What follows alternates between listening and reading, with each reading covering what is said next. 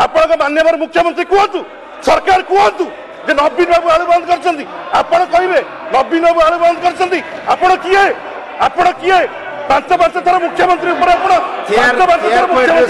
कहे आपण किए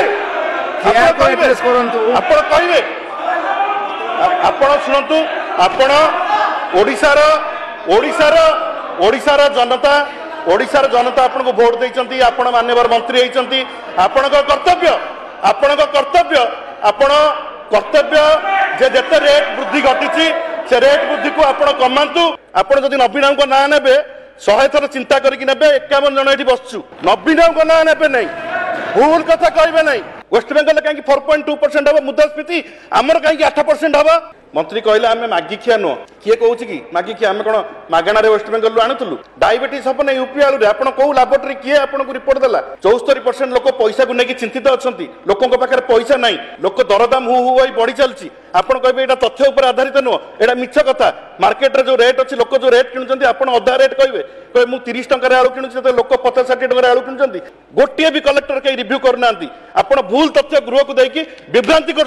ट्रेन में आलू आसूसी कहले ओडिशा सारा घरे घरे छुआ भी जानले जे मंत्री कहते ट्रेन में आलू आसो जे 300 ट्रक आलू आसूची आपड़ जानती प्रत्येक दिन ओडिशा को 300 ट्रक दरकार आप 300 ट्रक कहीं खसी बस व्यवसायी मैंने कहले घर पानी बुड़ी आठी है मंत्री गछरू तोली कथबार्ता कर व्यवसायी मैंने मगेई मंत्री शुणिकी कथा टीवी कहले मंत्री तरफ कौन पदक्षेप ना आम सरकार बेले प्रोब्लेम होता किंतु यूपीर बेपारी मानक डकाई आम ओडिशार बेपारी मैंने बसते कथबार्ता हो समय आलूर क्राइसिस हुए से समय उत्तर प्रदेश आलू ठीक समय आसी पहुंचे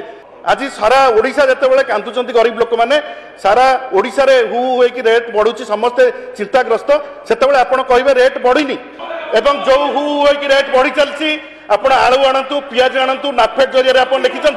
आपड़ लिखिं नाफेड जरिए 30 टकर पियाज दिया भुवनेश्वर कटक रे सारा ओडिशा रे कोरापुट रे नाफेड जरिए 30 टकर पियाज दिया माननीय मंत्री उत्तर रखिं नाफेड जरिए पियाज दिया